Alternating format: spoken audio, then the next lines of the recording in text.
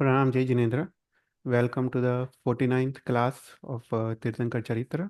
तो आज के क्लास में विल कंटिन्यू विद शांतिनाथ भगवान जीवन चरित्र। तो लेट्स स्टार्ट विद मंगलाचरण।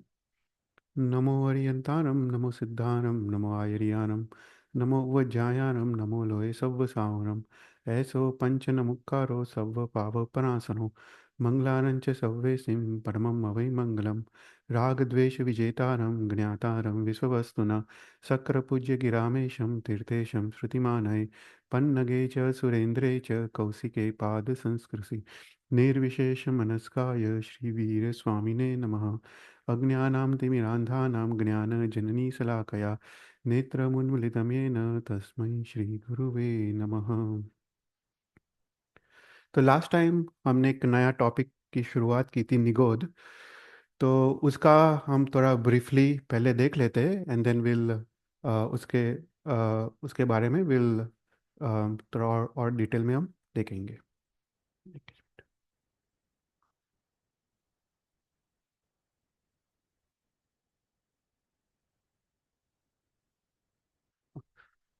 तो सबसे पहले निगोद, राइट। निगोद एक जैन धर्म का एक पारिभाषिक शब्द है।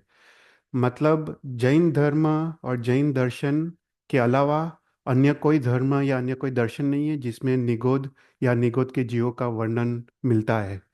इससे हमको पता चलता है कि जैन धर्म कितना गहन है और कितना सूक्ष्म है। तो हमने सबसे पहले देखा कि संसार में दो प्रकार के जीव है। एक है बादर जीव और दूसरा है सूक्ष्म जीव। तो जो भी जीव हम आंखों द्वारा देख सकते हैं या कोई यंत्र माइक्रोस्कोप द्वारा देख सकते हैं वो सभी बादर जीव है। और जो जीव हम आंखों द्वारा या यंत्रों द्वारा नहीं देख सकते पर केवल ही भगवंत अपने केवल ज्ञान में ही देख सकते हैं, उसको सूक्ष्म जीव कहते हैं।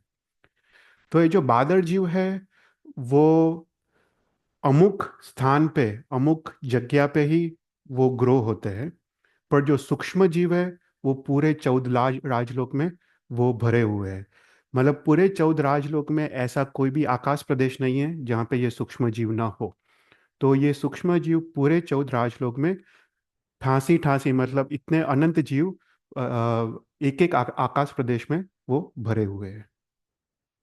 फिर उसके बाद हमने देखा कि जीव अगेन दो टाइप के हैं। एक है प्रत्येक जीव और दूसरा है साधारण जीव। तो एक बॉडी में एक जीव, उसको प्रत्येक जीव कहते हैं। और एक बॉडी में अनंत जीव, मतलब अनंत जीव एक बॉडी को जो शेयर करता है उसको साधारण जीव कहते हैं।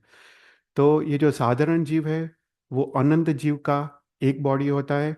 उसके कारण उसकी जो आहार है, उसका जो श्वासोश्वास है वो भी साधारण है। अर्थात अनंत जीव एक साथ आहार ग्रहण करते हैं। अनंत जीव एक साथ अपनी शरीर की रचना करते हैं, एक साथ इंद्रिय स्पर्शेंद्रिय की रचना करते हैं, और एक साथ वो श्वासोश्वास भी लेते हैं, और वो एक साथ भी वो मरते हैं। तो वो साधन प्रकृति के वो जीव है। कोई भी क्वेश्चन हो तो पूछना। तो शास्त्र में निगोद की क्या डेफिनेशन है वो यहाँ पे बताया है। तो जो निगोद है, नि मतलब निश्चित, जिसका अनंतपना एक ही क्षेत्र में, गो मतलब क्षेत्र, एक ही क्षेत्र में निश्चित है, उसको निगोद कहते हैं। तो उसका अर्थ है कि एक ही क्षेत्र में, मतलब एक ही आकाश प्रदेश में अनंत जीव रहे हुए हैं। तो एक जीव दूसरे जीव के अंदर प्रवेश करके संक्रमित होके दूसरा जीव, तीसरा जीव, फोर्थ जीव, ऐसे अनंत जीव एक एक जीव के अंदर घुस के संक्रमित होके रहे हुए, ऐसे जीव को हम निगोद कहते हैं। तो इसके बारे में देखा कि वो साधारण प्रकृति के जीव है, तो वो एक ही साथ आहार ग्रहण करते हैं और एक ही साथ वो शरीर की रचना करते हैं और एक ही साथ वो श्वासोश्वास लेते हैं। फिर हमने जीव के क्लासिफिकेशंस के बारे में देखा कि संसार में दो प्रकार जीव दो प्रकार के, एक संसारी और एक सिद्ध जीव। और संसारी जीव भी दो प्रकार के, एक त्रस जीव और स्थावर जीव, राइट। त्रस जीव मतलब बे इंद्रिय से लेके पंच इंद्रिय, वो सब त्रस जीव है। और सभी एक इंद्रिय जाति के जीव वो स्थावर जीव है। और स्थावर जीव के भी 5 भेद है: पृथ्वीकाय, अपकाय, तेवकाय, वावकाय और वनस्पतिकाय। तो इसमें जो पहले 4 है, पृथ्वीकाय, अपकाय, तेवकाय और वावकाय, वो सभी प्रत्येक है। मतलब वो सभी एक बॉडी में एक जीव है। तो ये सभी 4 निगोद के जीव नहीं है। राइट। तो ये पृथ्वीकाय, अपकाय, तेवकाय, वावकाय वो दोनों सूक्ष्म है और बादर भी है। पर दोनों प्रकार के सूक्ष्म और बादर वो दोनों प्रत्येक है। ये वनस्पति काय दोनों प्रकार की है, एक प्रत्येक भी है और एक साधारण भी है। तो उसमें जो प्रत्येक वनस्पति काय वो सिर्फ बादर है, वो सूक्ष्म नहीं है और वो भी निगोद नहीं है। तो जो साधारण वनस्पति काय है वही मात्र निगोद के जीव वो कहते हैं। राइट। तो यहाँ पे हमने एक चार्ट देखा था कि जीव पांच प्रकार के, पृथ्वीकाय, अपकाय, तेवकाय, वावकाय, वनस्पतिकाय। पृथ्वीकाय, अपकाय, तेवकाय, वावकाय वो दोनों सूक्ष्म होते, बादर होते, वो सभी प्रत्येक है। राइट।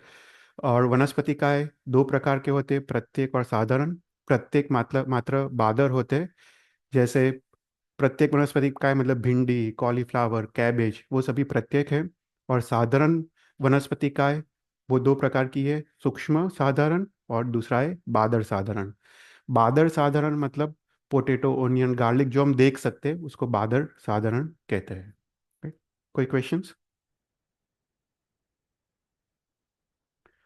तो यहाँ पे गौतम स्वामी भगवती सूत्र में भगवान महावीर को पूछते हैं कि निगोद किसको कहते हैं, निगोद कितने प्रकार के हैं। तो यहाँ पे भगवान महावीर कहते हैं कि निगोद दो प्रकार के हैं। एक निगोद के जीव को भी निगोद कहते हैं और निगोद के शरीर को भी निगोद कहते हैं।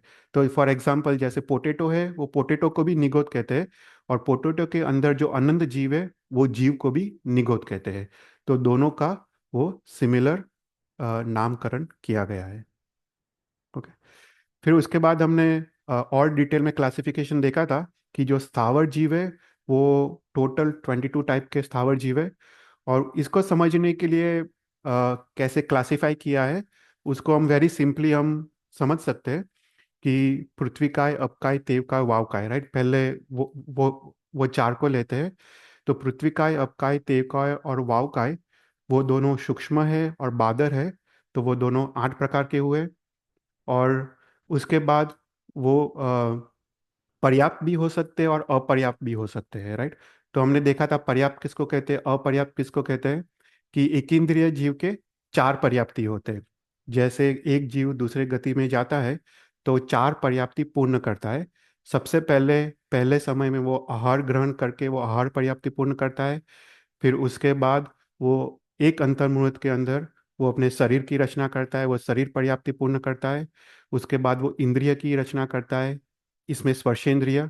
तो वो स्पर्शेंद्रिय पर्याप्ति को पूर्ण करता है और उसके बाद वो श्वासोश्वास ग्रहण करता है और श्वासोश्वास पर्याप्ति को पूर्ण करता है। तो जो जीव ये चार पर्याप्ति पूर्ण करने के बिना पहले ही मर जाते हैं उसको अपर्याप्त कहते हैं। और जो जीव चारों चार पर्याप्ति पूर्ण करने के बाद उनकी मृत्यु होती है वो पर्याप्त कहते हैं। राइट। तो जीव पृथ्वीकाय, अपकाय, तेवकाय, वावकाय, सूक्ष्म और बादर तो 8 प्रकार के हुए। दोनों पर्याप्त और अपर्याप्त तो 16 प्रकार के हुए। राइट। तो ये सभी निगोद के जीव नहीं है। फिर उसके बाद वनस्पति काय।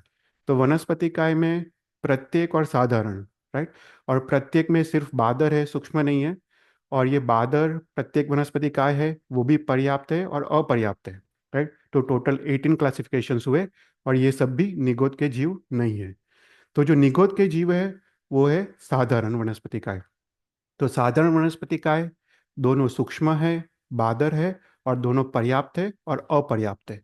तो टोटल 4 प्रकार के साधारण वनस्पति काय है और ये 4 प्रकार प्रकार के निगोद के जीव है। राइट। तो हमने 4 प्रकार के निगोद के जीव देखा था। सूक्ष्म अपर्याप्त साधारण निगोद, सूक्ष्म पर्याप्त साधारण निगोद, बादर अपर्याप्त साधारण निगोद और बादर पर्याप्त साधारण निगोद। राइट। इस प्रकार के 4 प्रकार के जीव को निगोद के जीव कहते हैं। कोई क्वेश्चंस?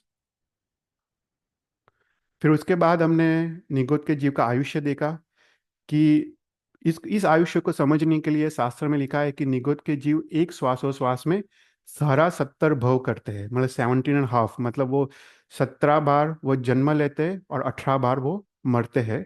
और दूसरी साइकिल में वो 18 बार जन्म लेते हैं और 17 बार मरते हैं। तो कहते हैं कि 17.5 टाइम्स हम जब एक श्वासोश्वास ग्रहण करते हैं तो वो 17.5 टाइम्स उनका जन्म होता है और उनकी मृत्यु होती है। इतना छोटा, इतना सूक्ष्म अल्प उनका आयुष्य होता है। फिर उसके बाद हमने देखा कि प्रत्येक और साधारण वनस्पति का है, राइट। उसको हम क्लासिफाई कैसे करें? तो शास्त्र में थोड़े उसके जो प्रॉपर्टीज है वो दिखा है कि हाउ कैन यू क्लासिफाई कि कोई वो प्रत्येक है या वो साधारण है या निगुत के जीव है। तो बोलते हैं जो जो प्रत्येक है, राइट, जो प्रत्येक अगर कोई भी हम प्लांट ले ले तो उसमें 7 प्रकार के जीव होते हैं। तो फल में जीव होता है, फूल में जीव होता है, छाल में जीव होता है, लकड़ा जो अंदर का लकड़ा होता है उसमें एक जीव होता है, रूट्स होता है उसमें जीव होता है, लीफ होता है, और बीज मतलब जो सीड होता है उसमें एक जीव होता है। तो हर एक प्लांट में ये 7 प्रकार के जीव होते हैं। मतलब जैसे एक फ्लावर ले लो तो वो एक जीव है, एक लीफ ले लो तो वो एक जीव है, राइट, एक रूट ले लो तो वो एक जीव है। तो ऐसे 7 प्रकार के जीव एक प्लांट में होते हैं। ये प्रत्येक की डेफिनेशन है। और पूरे झाड़ में भी एक स्वतंत्र एक जीव होता है, राइट। तो टोटल 8 प्रकार के जीव प्रत्येक वनस्पति काय में होते हैं। पर जो साधारण वनस्पति काय है उसको कैसे आइडेंटिफाई करें? तो बोलते हैं कि साधारण वनस्पति काय जैसे उसके तुम हाथ से 2 टुकड़े कर सकते हो। जैसे पोटैटो लो तो पोटैटो को तुम हाथ से ब्रेक करो तो तुम दो इक्वल, दो हाफ टुकड़े तुम कर सकते हो। तो वो उसका फर्स्ट गुणधर्म है कि वो अत्यंत डेंस होता है और अत्यंत नाजुक होता है, कि तुम हाथ से भी उसको ब्रेक कर सकते हो। उसके बाद उसके जो जॉइंट्स और फाइबर्स होते हैं वो हिडन होते हैं, और उसका कोई भी पार्ट अगर हम जमीन में डालें तो वो ग्रो होता है। तो उससे पता चलता है कि वो निगोद का जीव है, वो साधारण वनस्पति का है। और उसके ऑपोजिट, फॉर एग्जाम्पल तुम टोमेटो ले लो, टोमेटो को तुम हाथ से ब्रेक नहीं कर सकते, उसके फाइबर्स, उसके जॉइंट्स वो सब दिखते हैं, राइट। और अगर टोमेटो को तुम ऐसे ही डालो तो वो ग्रो नहीं होते, राइट, उसके सीड्स को डालना पड़ता है। तो ये दो डेफिनेशन है कि हाउ कैन यू आइडेंटिफाई वो प्रत्येक है या वो साधारण है। फिर उसके बाद हमने थोड़ा और डिटेल में देखा था कि हाउ कैन यू क्लासीफाई कि कौन से साधारण वनस्पति काय है। तो ये जो शास्त्र में जो 32 प्रकार के साधारण वनस्पति काय है वो सिर्फ एग्जाम्पल्स है। ओके, एक्चुअली तो असंख्य प्रकार के साधारण वनस्पति काय है, पर this 32 are the most common. इसलिए शास्त्र में ये 32 अनंत काय के नाम आते हैं।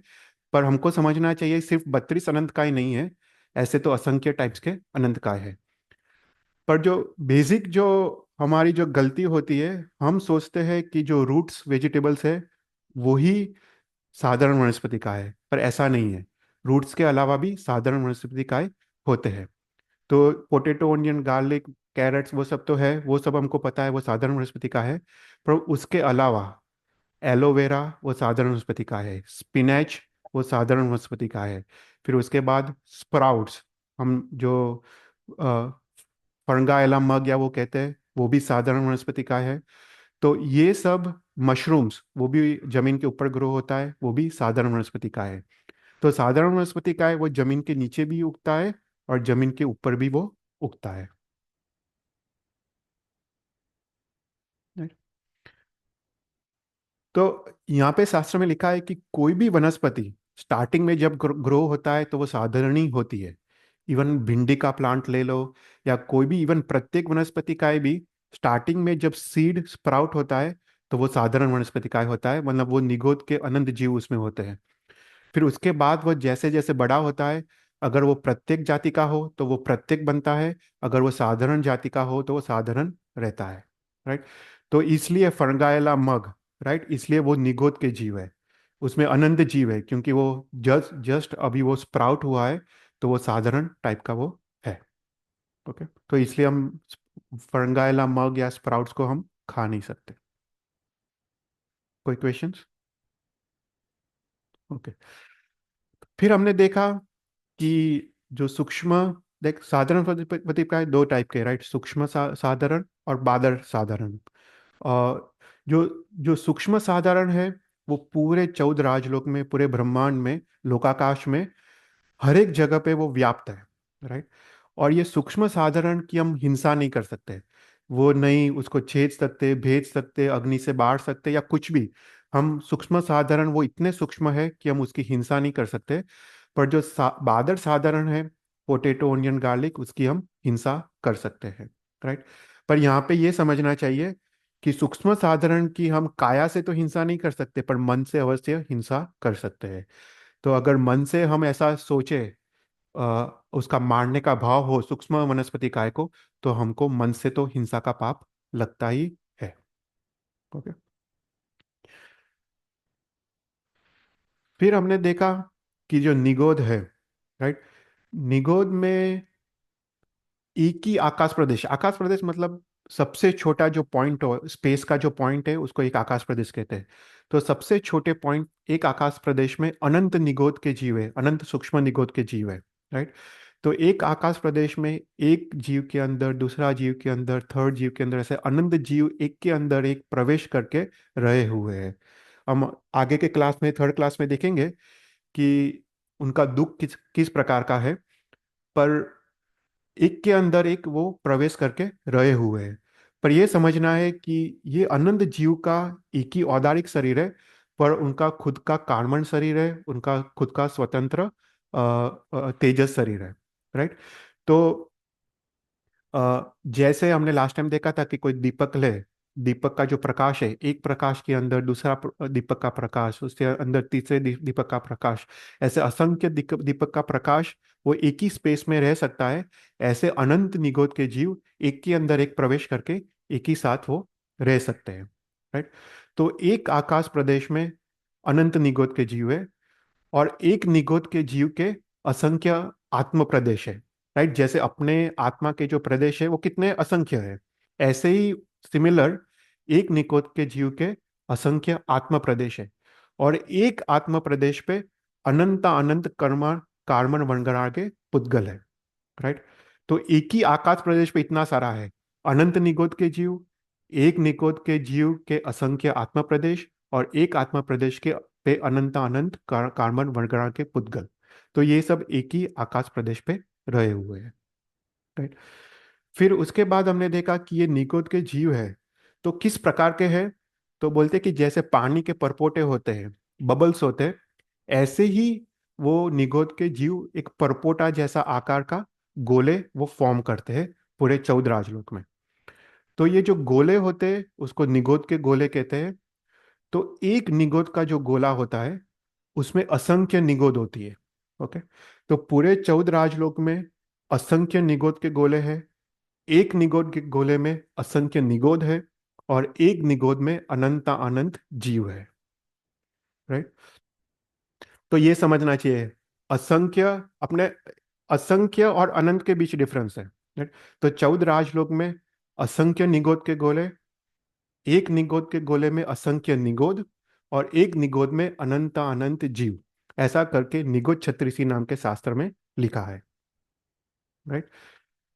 फिर हमने थोड़ा और आगे देखा था कि ये जो निगोद के जीव जो पूरे 14 राजलोक में जो फैले हुए हैं, राइट, वो पूरे 14 राजलोक में एक ही क्वांटिटी में नहीं है। कहीं पे निगोद के जीव ज्यादा है, कहीं पे निगोद के जीव जोड़े थोड़े कम है।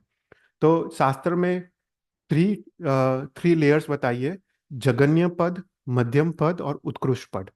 मतलब जगन्य पद में सबसे कम निगोद के जीव है, मध्यम पद में मिडल अमाउंट ऑफ निगोद के जीव है, और उत्कृष्ट पद में सर्व मैक्सिमम निगोद के नंबर ऑफ निगोद के जीव है। तो यहाँ पे शास्त्र में बताया है कि ऐसा क्यों है, राइट। तो हम अगर सोचे, तो अगर एक आकाश प्रदेश ले, एक आकाश प्रदेश पे एक निगोद का गोला है, और उसके ऑल द 6 डायरेक्शंस में अगर लोकाकाश है, राइट, तो नॉर्थ साउथ ईस्ट वेस्ट और ऊर्ध्व दिशा और अधो दिशा, अगर ये 6 डायरेक्शंस में ले, और ये 6 डायरेक्शंस में सभी डायरेक्शंस में लोकाकाश है, तो ये सभी डायरेक्शंस में एक एक आत्मा प्रदेश में असंख्य निगोद के गोले फॉर्म होते हैं। और ये निगोद के गोले एक दूसरे के अंदर प्रवेश करके रहे हुए होते हैं। जैसे अगर मेरा पॉइंटर है, एक आकाश प्रदेश में एक निगोद के गोला है, दूसरे आकाश प्रदेश में दूसरा निगोद का गोला है, पर ये निगोद के गोले भी एक के अंदर एक प्रवेश करके रहे हुए हैं। पर अगर छः छः डायरेक्शन में लोकाकाश है, तो छः छः डायरेक्शंस में ये असंख्य निगोद के गोले फॉर्म होते हैं। तो वो पॉइंट में सबसे ज्यादा निगोद के जीव है। पर अगर अगर ये 14 राजलोक के कॉर्नर्स ले ले, तो कितने कॉर्नर्स ऐसे हैं कि 3 डायरेक्शंस में अलोकाकाश है, तो वहां पे निगोद के जीव फॉर्म नहीं होते। तो इसलिए वहां पे निगोद के जीव सबसे कम है, तो उसको जगन्य पद कहते हैं। फिर थोड़े कॉर्नर्स चौदह राजलोक में ऐसे है कि वहां पे मात्र एक या दो डायरेक्शंस में अलोकाकाश है। तो बाकी के चार या पांच डायरेक्शंस में लोकाकाश है, तो उसको मध्यम पद कहते हैं। और जहाँ पे छो छह डायरेक्शन सभी दिशा में निगोद के गोले फॉर्म होते हैं, उसको उत्कृष्ट पद कहते हैं। तो वहां पे सबसे ज्यादा निगोद के जीव है। कोई क्वेश्चंस? ठीक है। तो यहां तक हमने देखा था। अभी हम थोड़ा आगे बढ़ते हैं। व्यवहार राशि और अव्यवहार राशि, ये काफी इंटरेस्टिंग टॉपिक है। तो जो सूक्ष्म निगोद के जीव है, वो अव्यवहार राशि निगोद के जीव कहते हैं। ओके। मतलब व्यवहार और अव्यवहार मतलब क्या? तो व्यवहार मतलब जो हमको व्यवहार में काम आता है उसको व्यवहार कहते हैं। जैसे पोटैटो है, हम व्यवहार में उसका उपयोग कर सकते हैं, तो उसको व्यवहार कहते हैं। राइट। जो व्यवहार में काम नहीं आता है उसको अव्यवहार कहते हैं। तो ये जो सूक्ष्म निगोद में के जीव है, वो अव्यवहार में है। राइट। वो हम कैसे भी उसका उपयोग नहीं कर सकते, इसलिए वो अव्यवहार में है। और जो बादर निगोद के जीव है उसको व्यवहार राशि के निगोद के जीव कहते हैं। तो जब व्यवहार राशि निगोद से एक जीव जब मोक्ष में जाता है, राइट, तो एक स्पेस व्यवहार राशि में कम होता है। एक एक एक आत्मा का जो स्पेस है, एक एक वैक्यूम क्रिएट होता है, एक स्पेस वहां पे कम होता है। तो उस समय एक जीव अव्यवहार राशि से व्यवहार राशि में आता है। मतलब एक जीव सूक्ष्म निगोद से निकल के वो आइधर वो बादर निगोद में आता है, या आइधर वो प्रत्येक वनस्पति काय में वो आता है। मतलब वो आइधर वो बादर परा प्राप्त करता है, या वो प्रत्येक परा वो प्राप्त करता है। तो जो अव्यवहार राशि का जीव है, वो साधारण है और वो सूक्ष्म है। राइट। और जब एक जीव मोक्ष में जाता है, तब एक जीव अव्यवहार से व्यवहार राशि में आता है।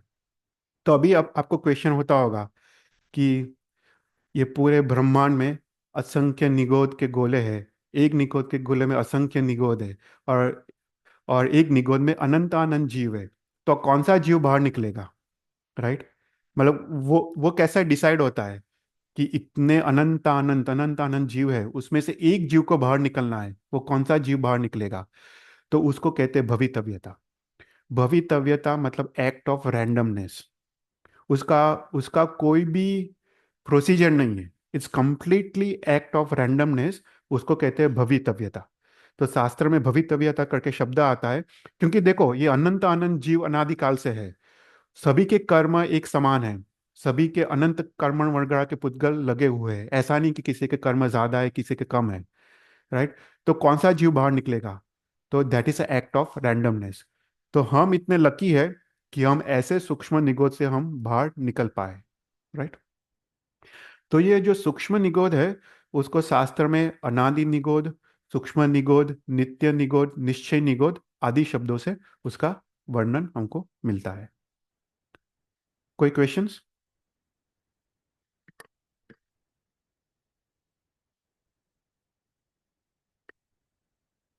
तो अभी एक क्वेश्चन होता है। ठीक है। व्यवहार राशि में से तो एक जीव मोक्ष में गया, राइट। तो व्यवहार राशि में तो नंबर ऑफ जीव है वो कांस्टेंट रहते हैं, क्योंकि अव्यवहार राशि में से व्यवहार राशि में आया। उसका मतलब है व्यवहार राशि में जो जीव है, नंबर ऑफ जीव्स, वो तो कांस्टेंट ही कंटिन्यूअस रहते हैं।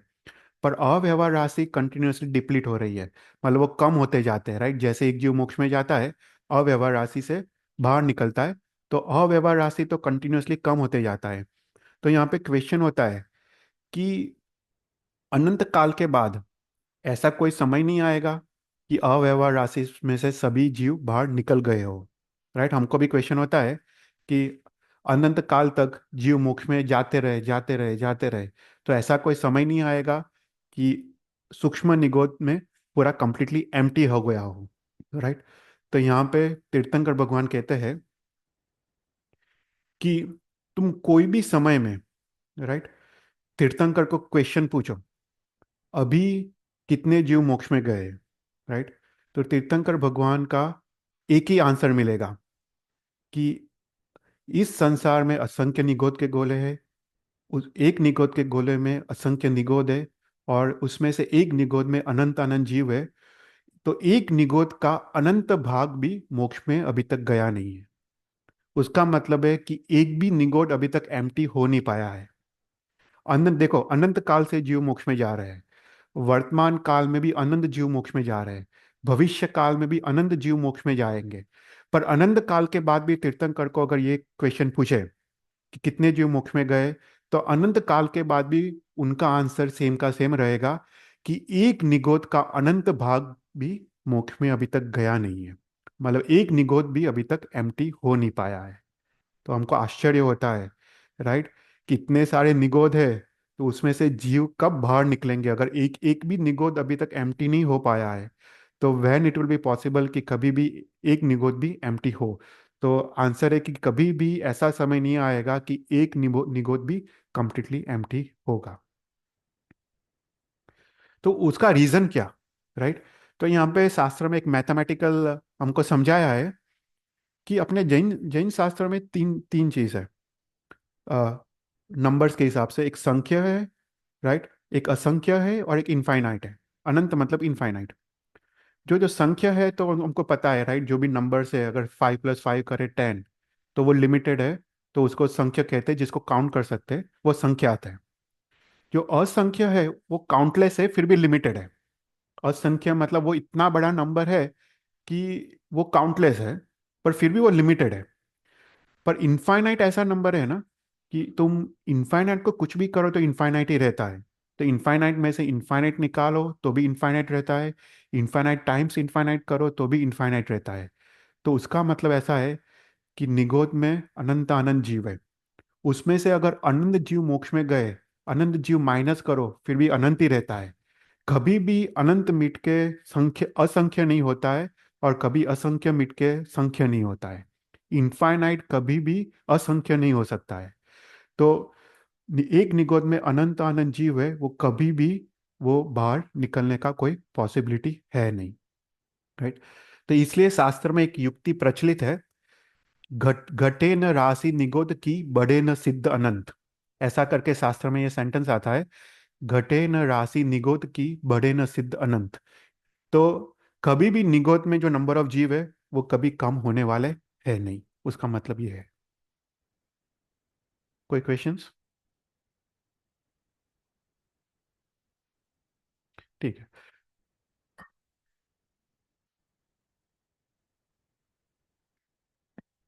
फिर कहते हैं कि अगर कोई जीव निगोद से बाहर निकले, अव्यवहार राशि में से व्यवहार राशि में आए, राइट, और वो कोई कारण से वापस वो सूक्ष्म निगोद में जाए, राइट, अगर वो बादर निगोद में आए और कोई कारण से वापस सूक्ष्म निगोद में जाए, तो फिर भी वो व्यवहार राशि का ही जीव उसको गिनते हैं, राइट? वो कभी अव्यवहार अव्यवहार का बनता नहीं है। व्यवहार राशि का जीव ऑलवेज रिमेन्स व्यवहार राशि का जीव। उसका मतलब यह है कि एक बार वो वापस सूक्ष्म निगोद में गया बाहर आके, तो उसको कोई आत्मा मोक्ष में जाने की अपेक्षा नहीं है। वो खुद ही उसमें से बाहर निकल पाएगा। तो उसका अर्थ यह है कि सूक्ष्म निगोद में तो दो प्रकार के जीव है। ऐसे सूक्ष्म निगोद मतलब अव्यवहार राशि, पर उसमें व्यवहार राशि के भी जीव होते हैं, क्योंकि वो कोई कोई जीव बाहर निकला है और वापस वो सूक्ष्म निगोद में वापस वो उत्पन्न हुआ है।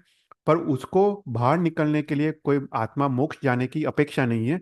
वो खुद ही अपने काल पे वो वापस वो बाहर निकल जाता है। ओके। फिर उसके बाद जो निगोद है, निगोद की अपेक्षा में जीव तीन टाइप के हैं। तो बोलते हैं एक अनादि शांत, अनादि अनंत और सादि शांत। तो इसको हम समझते हैं कि देखो, भव्यत्व, राइट, या भव्य जीव। भव्य जीव किसको कहते हैं? जिसको मोक्ष जाने की योग्यता है। उसको अगर उचित सामग्री मिले तो वो मोक्ष में जा सकता है, तो उसको भव्य जीव कहते हैं।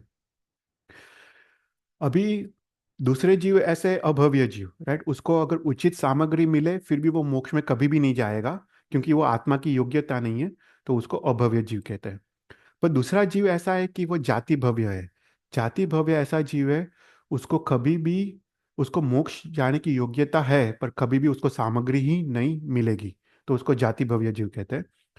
तो उस अपेक्षा से निगोद के जीव तीन प्रकार के हैं। तो एक जीव ऐसा है, उसको अनादि शांत कहते हैं, कि वो अनंत काल से निगोद में है और वो निगोद से बाहर निकलेगा तो उसका निगोद का अंत आएगा, तो उसको अनादि शांत कहते हैं। दूसरा जीव ऐसा है अनादि अनंत, वो अनंत काल से निगोद में है और अनंत काल तक वो निगोद में रहेगा, कभी भी वो बाहर नहीं निकलेगा, तो उसको अनादि अनंत कहते हैं।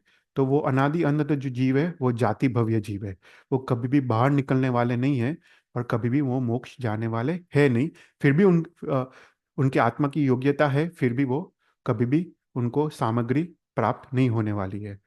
और थर्ड प्रकार के जीव है वो है साधि शांत, मतलब वो निगोद से बाहर निकलेंगे, वापस निगोद में जाएंगे और वापस निगोद में बाहर निकलेंगे, उसको साधि शांत कहते हैं।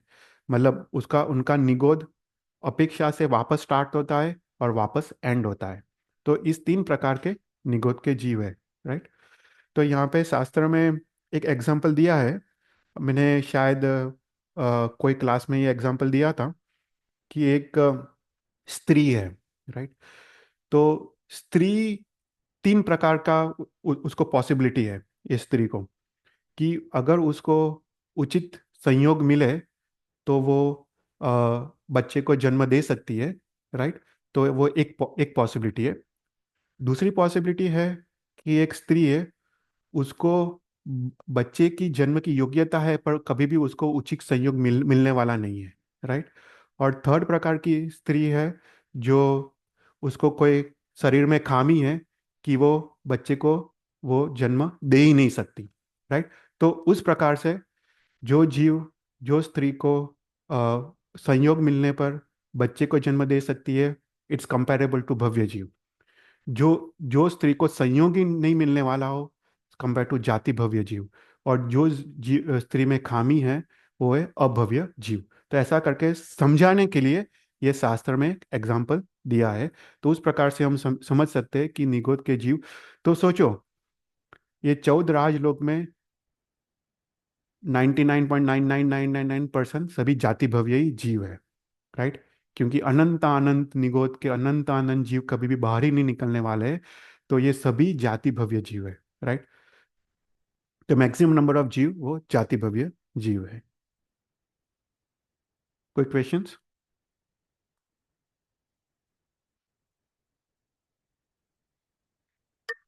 फिर उसके बाद शास्त्र में शरीर के प्रमाण की बात की है कि अगर हम स्थावर जीव को लें, राइट, सभी स्थावर जीव, पृथ्वीकाय, अपकाय, तेवकाय, वायुकाय और वनस्पतिकाय, तो उसमें शरीर का प्रमाण का यहाँ पे वर्णन है। तो सबसे सूक्ष्म जो शरीर है, राइट, वो है सूक्ष्म निगोद का, राइट, वो अंडरस्टैंडेबल है। सबसे जो छोटा शरीर है वो है सूक्ष्म निगोद का। उसके बाद उससे असंख्य गुना बड़ा शरीर सूक्ष्म वायुकाय का।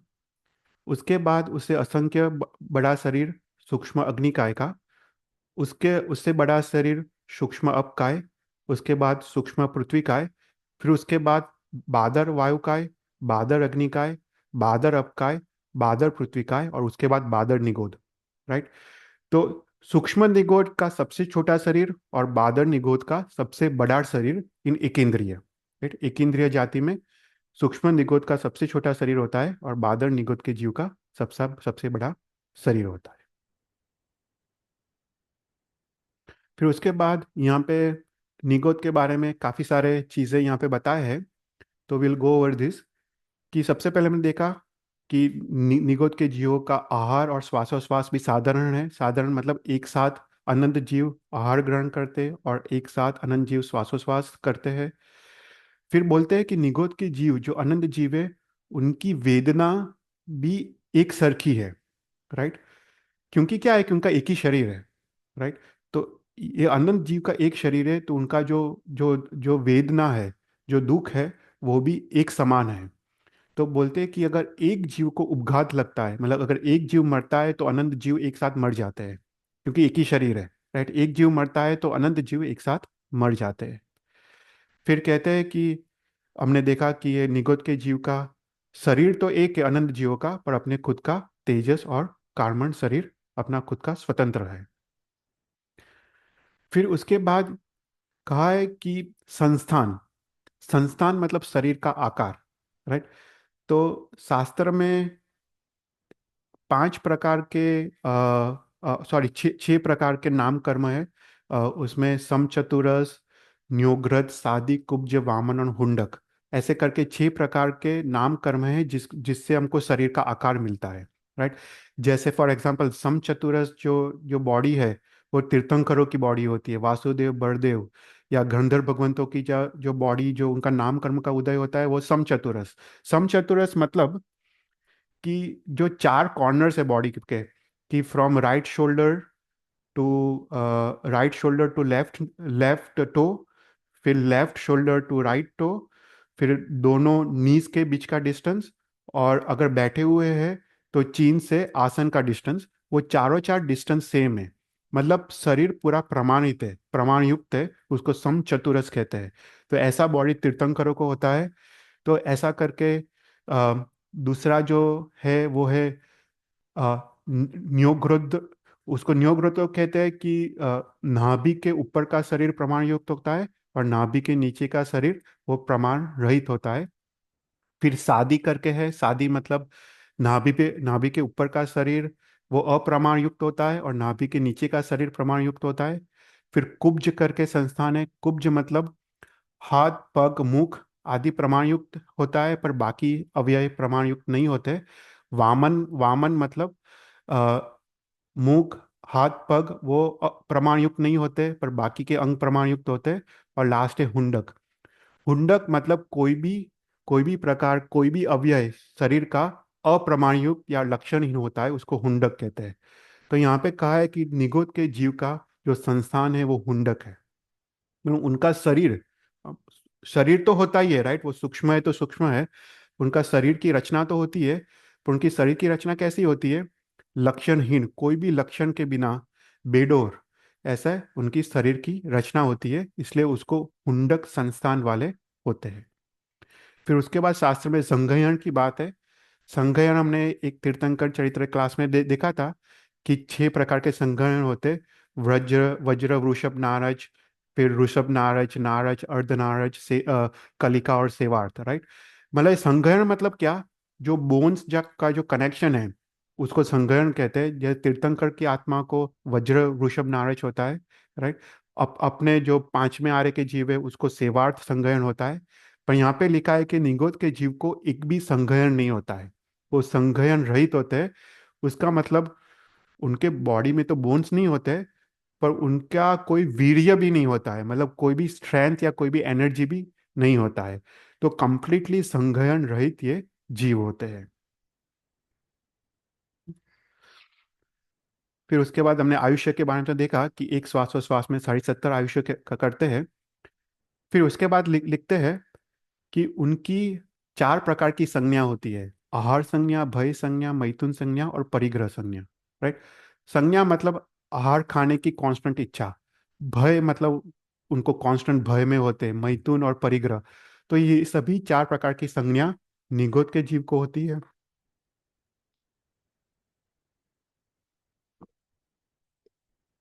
फिर निगोद के जीव को चारों 4 प्रकार के कषाय होते हैं, क्रोध, मान, माया, लोभ।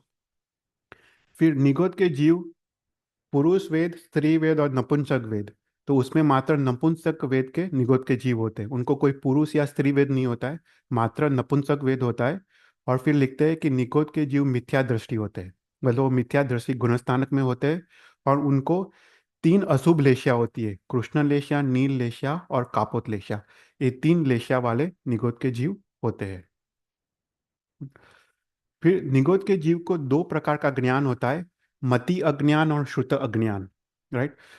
हम जब ने एक बार जो ज्ञान का टॉपिक लिया था उसमें मैंने बताया था कि सम्यक दृष्टि जीव को ही ज्ञान कहते हैं, बाकी सभी जीव को ज्ञान को अज्ञान कहते हैं।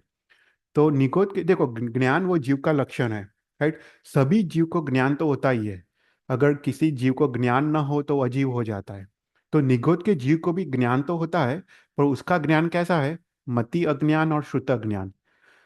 उसका अर्थात कहते हैं, शास्त्र में कहते हैं कि अगर एक अक्षर ले लो, एक अक्षर का अनंत भाग ले लो, उतना ज्ञान निगोद के जीव को होता है। एक अक्षर का अनंत अनंत भाग का ज्ञान, इतना अल्प ज्ञान निगोद के जीव को होता है, पर ज्ञान तो अवश्य होता है, उतना अल्प ज्ञान होता है। और उसके बाद उपयोग, तो बोलते हैं तीन प्रकार, चार प्रकार के दर्शन होते हैं। चक्षु दर्शन, अवधि दर्शन और केवल दर्शन। उसमें मात्र अचक्षु दर्शन निगोद के जीव को होता है। मतलब निगोद के जीव को तीन उपयोग होते हैं: मति अज्ञान, श्रुति अज्ञान और अचक्षु दर्शन का उपयोग। राइट। फिर उसके बाद लिखते हैं कि निगोद के जीव या सभी स्थावर जीव सदाकाल आहारी होते हैं। मतलब वो एवरी समय वो आहार ग्रहण करते हैं। वो आहार ग्रहण कैसे करते हैं? अपने स्पर्शेंद्रिय द्वारा, अपने शरीर द्वारा कांस्टेंट एवरी समय वो आहार ग्रहण करते हैं। वो सदा काल के लिए वो आहारी होते हैं। फिर उसके बाद यहाँ पे लिखते हैं कि जनरल प्रक्रिया क्या है। राइट। निगोद का जो जीव है, तो निगोद से निकल के अव्यवहार राशि से व्यवहार राशि में जब आता है, तो कैसे आता है, कौन से भाव वो करता है? तो यहाँ पे शास्त्र में लिखा है कि सामान्य से ऐसा होता है कि जो सूक्ष्म निगोद का जीव है, उसमें जो बाहर निकलता है, सबसे पहले वो सूक्ष्म पृथ्वीकाय, अपकाय, तेवकाय और वावकाय में उत्पन्न होता है सबसे पहले। तो सबसे पहले वो प्रत्येक पना प्राप्त करता है। बादर तो वो बाद में प्राप्त करता है, पर सबसे पहले वो प्रत्येक पना प्राप्त करता है। तो मोस्ट ऑफ जीव का ये जर्नी होता है कि सूक्ष्म निगोद से निकल के वो सूक्ष्म पृथ्वीकाय, अपकाय, तेवकाय या वावकाय में जन्म लेता है। वहां पे अनंत काल वो चार गति में भ्रमण करता है। उसके बाद वो बादर निगोद में आता है। फिर वो बादर पना प्राप्त करता है, क्योंकि बादर पना वो ज़्यादा बड़ी चीज़ है। तो वो बादर पना मतलब बादर निगोद में वो बाद में आता है, पोटेटो ओनियन गार्लिक में। और उसके बाद वहां से निकल के बे इंद्रिय, ते इंद्रिय, चौन इंद्रिय में आता है। तो ऐसा करके सभी जीवों का ये एक पाथ है जो शास्त्र में दिखाया गया है। पर कोई अपवाद रूप में कोई जीव निगोद से निकल के डायरेक्ट मनुष्य बन के मोक्ष में जाता है। मरुदेवी माता, मरुदेवी माता डायरेक्ट निगोद से निकल के मनुष्य बन के मोक्ष में गई। तो अपवाद रूप से निगोद के जीव डायरेक्ट बेइंद्रिय, तेन्द्रिय, चौंद्रिय, पंचेंद्रिय भी डायरेक्टली वो बन सकते हैं। Right? फिर उसके बाद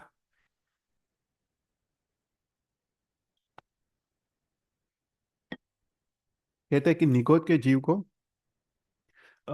10 प्रकार के कर्म का उदय होता है।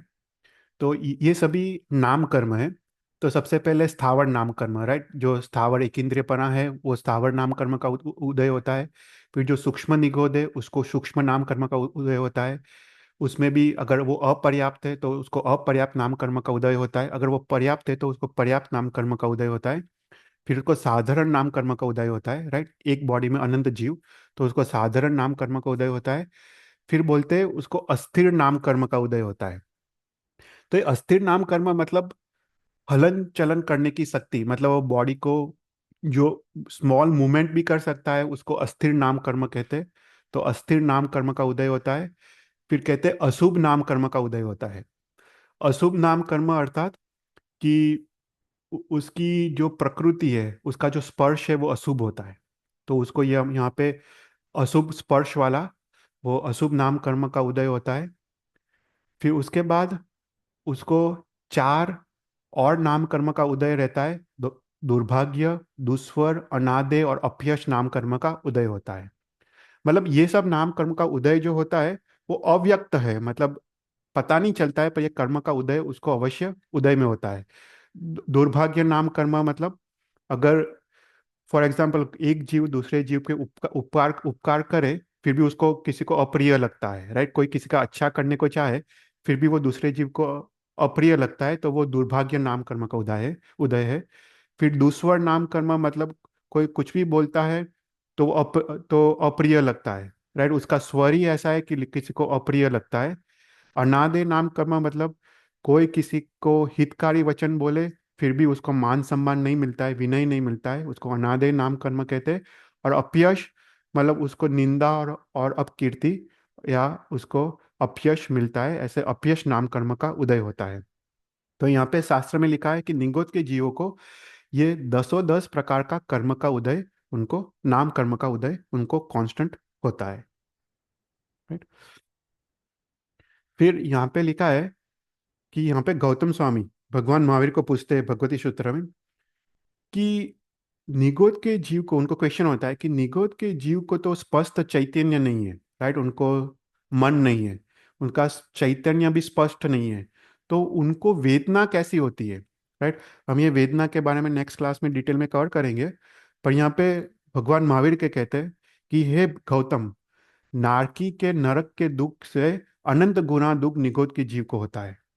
तो नरक में जो नारकी के जीव को जो दुख है, उससे अनंत गुना दुख निगोद के जीव को है। तो इस संसार में सबसे अधिक दुख किसी को है, वो है निगोद के जीव को दुख है।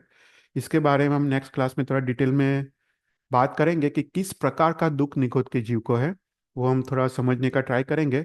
पर नरक, ये नरक से भी अनंत गुना दुख निगोद के जीव को होता है। तो यहाँ पे फिर एक और बात की है कि निगोद के जीव दूसरे भव में कौन सी गति प्राप्त कर सकते हैं, राइट। तो हमने जनरली देखा कि निगोद के जीव दूसरे भव में सूक्ष्म पृथ्विकाय, अपकाय, तेवकाय, वावकाय आदि में जाते हैं, वनस्पतिकाय में जाते हैं, इवन बेंद्रिय, तेंद्रिय, चौंद्रिय, पंचेंद्रिय में जाते हैं। तो ये सभी गति निगोद के जीव को पॉसिबल है, एक्सेप्ट फॉर वो कभी भी तीर्थंकर नहीं बन सकते दूसरे भव में, नेक्स्ट भव में। जैसे मरोदेवी माता मनुष्य बन के मोक्ष में गई पर तीर्थंकर नहीं बनी, राइट। तो कभी भी दूसरे भव में वो तीर्थंकर नहीं बन सकते, दूसरे भव में चक्रवर्ती नहीं बन सकते, दूसरे भव में बलदेव या वासुदेव नहीं बन सकते, दूसरे भव में वो देवलोक में नहीं जा सकते, दूसरे भव में वो नरक में नहीं जा सकते, और दूसरे भव में वो युगलिक में नहीं जा सकते, राइट। तो ये सात चीज उनको प्राप्त नहीं होती है दूसरे भव में, नेक्स्ट भव में। एक है तीर्थंकर, चक्रवर्ती, बलदेव, वासुदेव, देवलोक, नरक लोक या युगलिक लोक, युगलिक। तो ऐसे सात वो निगोद के जीव को नेक्स्ट भव में प्राप्त नहीं होता है। और उसी प्रकार, राइट, देव कभी भी मर के निगोद में नहीं जा सकते डायरेक्ट नेक्स्ट भव में, नरक नारकी भी कभी भी मर के निगोद में नहीं जा सकते, उसी प्रकार युगलिक भी डायरेक्टली मर के वो कभी भी दूसरे भव में निगोद में, उसके बाद के भव में निगोद में जा सकते, पर दूसरे नेक्स्ट इमीडिएट भव में वो डायरेक्ट निगोद में जा नहीं सकते, राइट। तो ये शास्त्र में आता है। कोई क्वेश्चंस? हम नेक्स्ट क्लास में एक और निगोद का क्लास लेंगे, उसमें हम थोड़े निगोद के जीव का दुख के बारे में हम थोड़ा डिटेल में देखेंगे। तो अभी हम शांतिनाथ भगवान के जीवन चरित्र में हम थोड़ा आगे बढ़ते हैं। कोई क्वेश्चंस निगोद के बारे में?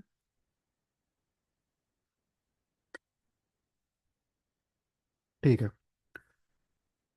तो लास्ट क्लास में हमने देखा था कि शांतिनाथ भगवान का जीव का छठा भव चल रहा है, उसमें वो बड़देव बने हैं, उनका नाम अपराजिता है। और उसके बाद उनके छोटे भाई अनंत वीर्य, वो दामित्री करके प्रतिवासुदेव है, उनको हरा के उनकी जो बेटी है कनक कनक श्री के साथ अनंत वीर्य का विवाह हुआ है। और वो कनक सरी को वो अपने साथ, वो अपने गांव जो सुबह करके जो गांव है वहाँ पे वो ले जा रहे हैं। और वहाँ पे रास्ते में जब वो कनक श्री को जब ले जा रहे अपराजिता और अनंत वीर्य, तब रास्ते में एक माउंटेन आता है, उसका नाम है आई थिंक कनक करके माउंटेन आता है। और वहाँ पे जिनेश्वरों का देरासर होता है, वहाँ पे वो रुकते हैं, वो देरासर में पूजा आदि करते हैं। और वहाँ पे उनको पता चलता है कि एक साधु भगवंत वहाँ पे वो प्रतिमा कौशक में रहे हुए हैं, और वो साधु भगवंत को केवल ज्ञान उत्पन्न हुआ है। और वहाँ पे देवता आके उनका केवल ज्ञान का महोत्सव कर रहे हैं। और यहाँ पे बलदेव और वासुदेव अपनी पत्नी के साथ, कनक के साथ, वो साधु भगवंत को वंदन करने जाते हैं।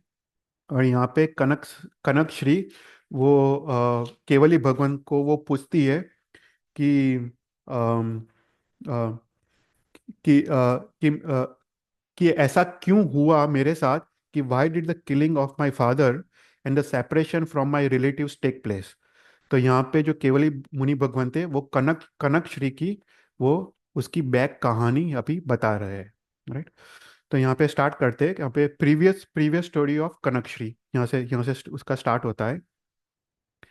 There is a flourishing village Sankapur in eastern Bharat in continent घाटकीकंड। A woman lived there named Sri Datta, afflicted with poverty, who earned a living by working in other people's houses. She spent whole day in grinding, carrying water, sweeping the houses, making houses with smearing with the cow dung, etc. She took her food after the whole day had passed, and she was very, very miserable.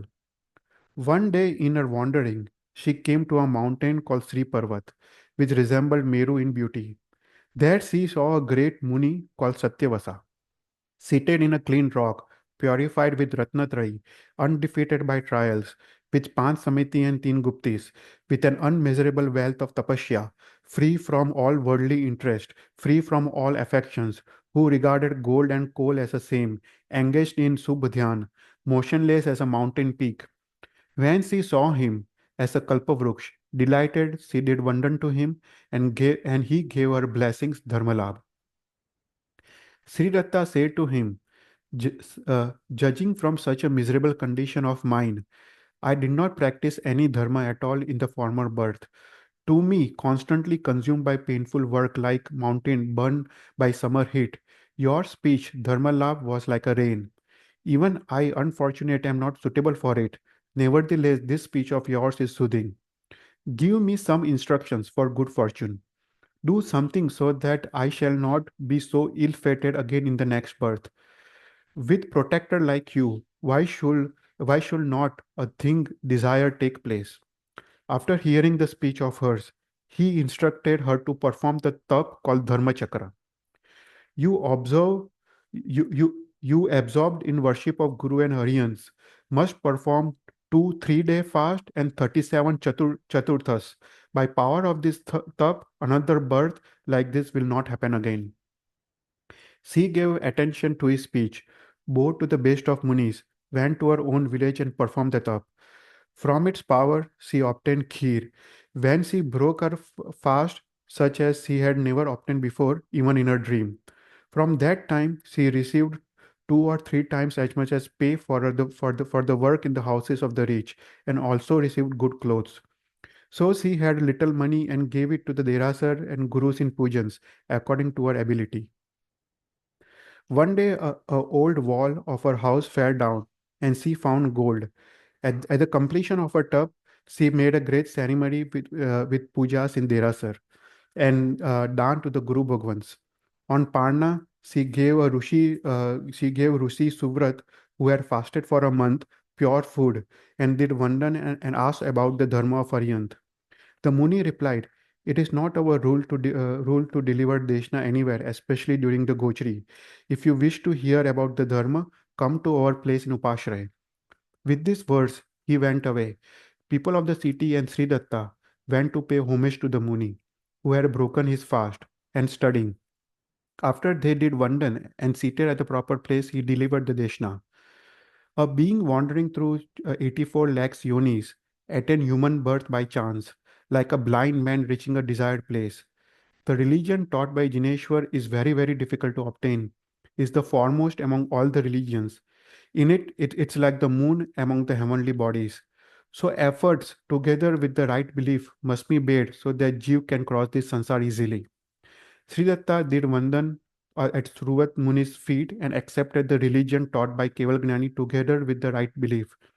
After they had done Vandan to Muni Suvrat, all the people of the city went to their own places. Sometimes she practiced the religion, then a doubt arose in her mind from the rise of a karma. I do not know whether or not I shall obtain the fruit as said in the religion. That is the highest fruit of the religion. One day, she had started to do Vandan of Satyavasa. She saw a pair of Vidyadhars in the Viman. Confused by their beauty, she went to her own home and suddenly she died without confessing or repeating or repenting on the doubt. Now there is a mountain Vaidhadya in the province Ramanya, which is an ornament of eastern Videh in this very Jambudvip. On it, there is a city called Siva, Siva Madira, Siva Mandira, the abode of happiness, which is like the city of Sakra. Its king was named Kanak Pujya, whose feet were worshipped by powerful Vidyadhar kings. I was the son, मतलब वो केवल ज्ञानी भगवान खुद कहते हैं कि I was the son कीर्तिधरा of his wife Vayu Vega. My wife was named uh, Analavega. Once upon a time, she saw three dreams while she was asleep in the night: an elephant as white as Kailash, a fine bull roaring like a cloud, a pitcher which resembled the pitcher of treasure. These were the three dreams in succession. At the end of the night, the chief queen, whose face was blooming like a lotus, related these dreams to me. I said, "You will have a son who will be the master of three khans of the territory with the power of half of Chakri." At proper time, the queen bore a son who resembled Dev, completely with all favorable marks, like a mine bearing a jewel. Because I had been especially victorious over my enemies while he was in the Gharb, I named him Damitri. Gradually, he grew up. He absorbed the arts and attained youth purified by beauty. One day, Aryan Santinath, wandering victorious, stopped in Samosaran. After I did Vandan, I sat down and listened to the Deshna. I became disgusted with the existence and at once established Damitri in the kingdom. Then I took Diksha at Sri Santi's feet and at that time undertook two kinds of discipline: Grahan and Asevan. Grahan is studying of Shastra and Asevan is practicing the Shastras. I performed Pratima for a year on this mountain here, and just now Kevalgnan arose from the destruction of Gati Karmas. Damitri became a powerful king, a Prativasudev, to whom a Chakra also appeared, who had conquered three parts of territory. The Jeev of Sri Datta became you by Damitri's wife Madira, daughter Kanakshri. Because she died without alochna or repentance for her doubt, you have experienced separation from relatives and the killing of your father. Because of that pap, a stain on the religion, even small, causes endless pain. Even a little poison, which has been swallowed insufficient, is sufficient to destroy the life. You must not act so again, and right belief, free of five faults, must be adopted. Then Kanakshri, at once feeling quick disgust with existence, declared to Chakravarti and Bardev, "If such misfortune is experienced because of even a little path, enough for me the pleasures of love, which is the minds of production of pap. Just as a boat sinks in water from even a small crack, so a person sinks in misfortune from even a small path. At that time, when I was timid from poverty and was practicing such tap, for some reason there was doubt. Now that I have obtained the power and enjoying pleasures, I I may have other faults. So be gracious and consent to my taking diksha. I am afraid of the Raksas like Sansar."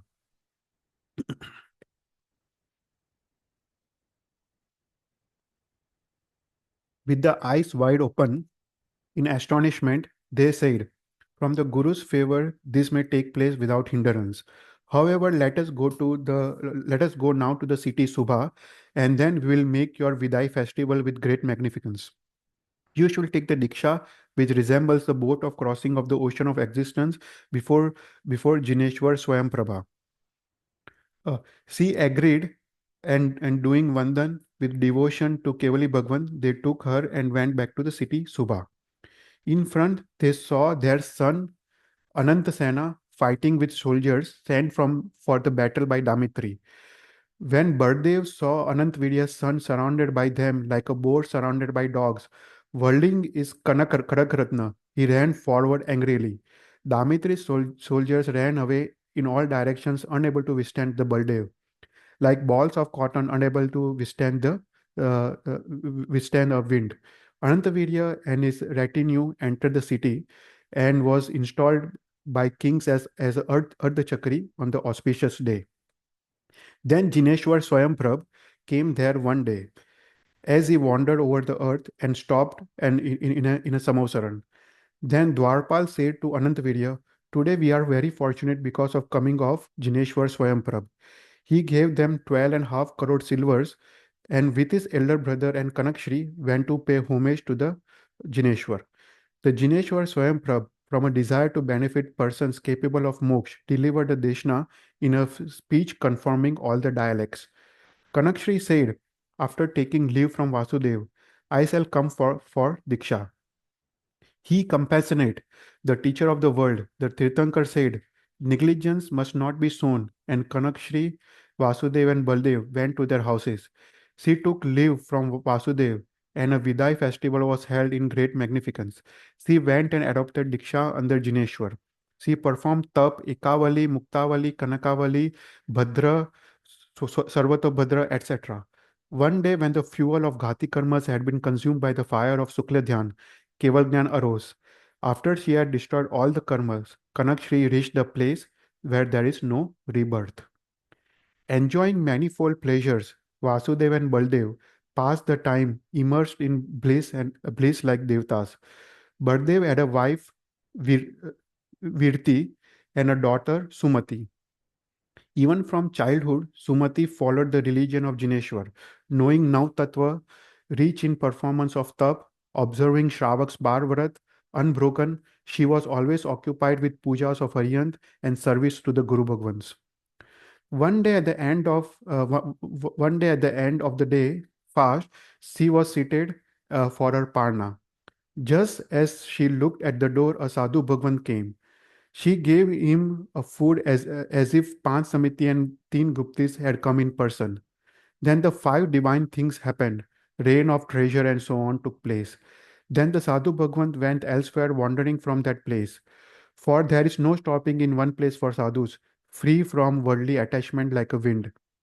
When they had heard the rain of treasure, Baldev and Vasudev came there, and both were astonished when they saw it, saying, her behavior has produced miracles. They considered who is suitable husband for her. After they had taken counsel with the minister Yananda, they held a festival of her Swayamvar. At Vasudev's command, the lords of Vidyadhars and the kings also who lived in the half of province came to the Swayamvar. Servants erected a pavilion with 1,000 pillars of jewels, an ornament of the earth which resembled the hall of Indra. In it they made a jeweled lion thrones, which presented the appearance of row of jewels in serpent king's hood. At Vasudev's command, the kings of Vidyadhars seated themselves on the thrones, dressed in divine garments, wearing jeweled ornaments, fragrant ointment, adorned with white umbrella, resembling the moon over her head, attended by friends, the path being shown by woman Dwarpal with the golden staff. Baldev's daughter Sumati adorned the pavilion like Shri, the ocean, like the Shri in the ocean. The Vidyadhar, the kings being present there like the Devtas. Sumati looked at the Swayamvar with the charming glance, throwing handful of blue lotuses. Just then a viman made of jewels, adorned with the pillars of jewels, suspended in the sky like a disk of the sun, occupied by a devi seated on the jewel lion throne, appeared suddenly above the pavilion. The girl, the kings, and the lords of Vidyadhars looked at it with the eyes wide open in astonishment. While they were looking, a Devi got out of the Viman and sat down on the lion throne in the pavilion, raising raising her right hand, and she said to Sumati, young lady Dhanashri, wake up. Remember your former birth. In the half of Pushkaravar Dweep, in the middle section of the eastern Bharat, there is a extensive rich city called Srinandapur. In it, there was a king named Mahendra, like Indra, always protecting people seeking protection. The king's chief queen, dearer than life, was named Anantamati, with infinite virtues. One day, when she was sleeping comfortably, she saw in her dream, in the last part of the night, two fragrant shining garlands on her own lap. When she told the dream, the king explained, you will have two favorable daughters. At the right time, two daughters were born. I, the elder, was named as Kanakshri, and you were named Dhanashri. The two grew up with mutual affection and attained youth with the collection of arts, playing here and there as they liked. One day they went to Mount Giri Parvat, a place for recreation. Gathering sweet fruits and fragrant flowers, they wandered there like the divinities of forest and mountain. They saw a Muni Nandan Giri in a secluded place. Muni gave them blessings Dharmalabh and delivered the Deshna. After listening to the Deshna, uh, They said, if we were suitable, let us know what to do. Muni asked them to take the 12 vrats of Shravak, and they accepted it. They did Vandan of the great Muni and went back to their homes. One day they went to the Ashok One, filled with mountains, streams, and various kinds of trees. While they were playing on the river bank, young Khechar, Virang, the lord of Tripura, kidnapped them. His noble hearted wife made him release them. They were thrown from the sky by the Khechar and they fell on the river bank in a terrible forest. Knowing the accident was fatal, they observed the fast with pure meditation, engaged in dhyan of Namaskar Mahamantra.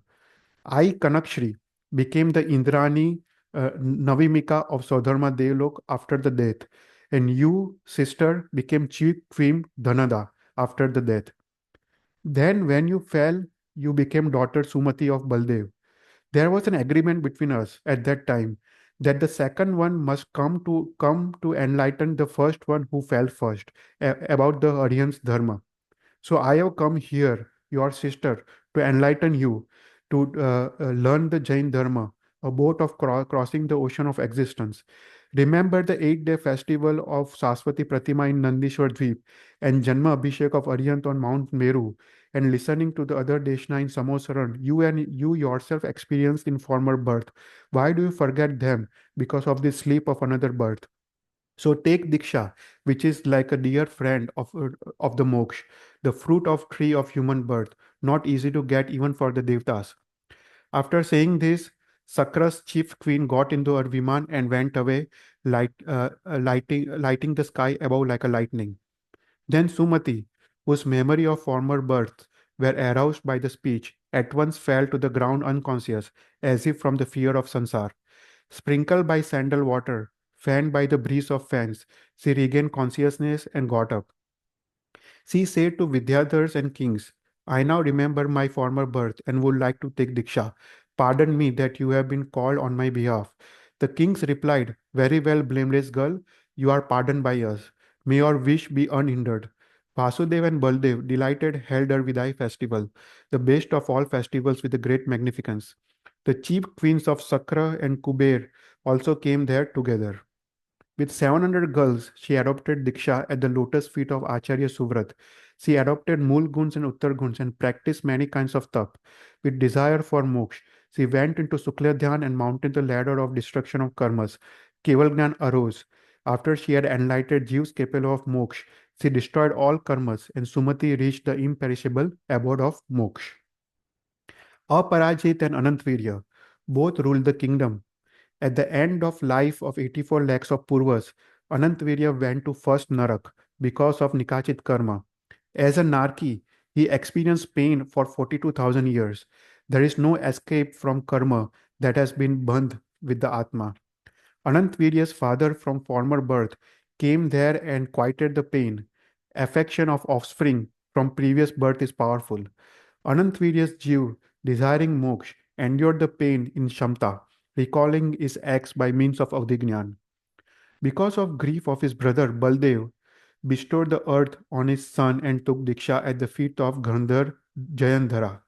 16,000 kings took Diksha following him. For great fruit is obtained by great persons attached to the great. He practiced tap for a long time, enduring parisas, fasted at the end, and became the Indra in Achyut the 12th देवलोक. तो शांतिनाथ भगवान का जीव वो 12th देवलोक में जाता है. When Anantavirya's Jeeved had consumed the fruit of its evil act, came out of Narak, enlightened like a gold ore coming out of fire, in the city Gagan Vallabh, in the north row of Vaidyatya in Bharakshetra, in Jis Dambudvip, he became a son Meghananda of the noble Vidyadhar king Meghvana by his wife Meghmalini. Meghwana established him in the kingdom when he had gradually attained youth and performed his own duties for the next world. Lord of the two roads of Vajradhya, like sun and heaven on earth, one day he decided divided 110 territories among his sons and gave them to them and went to the Mount Mandara by means of Labdhi. There he worshipped Saraswati Pratima of Arihant in garden Nandan, and just then Devs living in Devlok descended there. Uh, when Indra of Achyuta saw him, he enlightened him like a guru from the affection for his brother in the former birth, saying, Abandon worldly existence. Then a great guru, Amar Guru, approached him, and Meghdanda took a diksha at his feet and observed the tap with self restraint, free from negligence. One day he climbed the mountain Nandan Parvat and stood in dhyan, having undertaken Pratima for a night. His enemy in former birth, Ashragriv, who had reached Asur birth after wandering through many births for a long time, saw him standing in this way. Angered because of the ancient enmity, he made attacks on the great Muni, naturally resolute like a buffalo attacking a great tree. He was not able to move him from the meditation. Is a mountain shaken at all by the blow of elephant's tusk? Astonished, Ashur went away, gloomy faced, and Muni Meghnanda completed his meditation. Unshaken by attacks and trials, he practiced severe tap for a long time, fasted at the end, died, and attained the rank of Samanik Dev in Achyuta Devlok. Right? तो यहाँ पे शांतिनाथ भगवान का जीव 12th Achyut देवलोक में जाता है, और उनका भाई नरक में जाके विद्याधर बन के, वो भी सामानिक देव, वो भी 12th लोक में जाते हैं, और अभी ये दोनों दोनों एक साथ 12th देवलोक में है. ओके, शांतिनाथ भगवान का जीव और अभिनंदा का जीव. तो यहाँ पे आज फिनिश करते हैं, और नेक्स्ट क्लास में हम शांतिनाथ भगवान का एक भाव के बारे में हम आगे बात करेंगे. कोई क्वेश्चंस?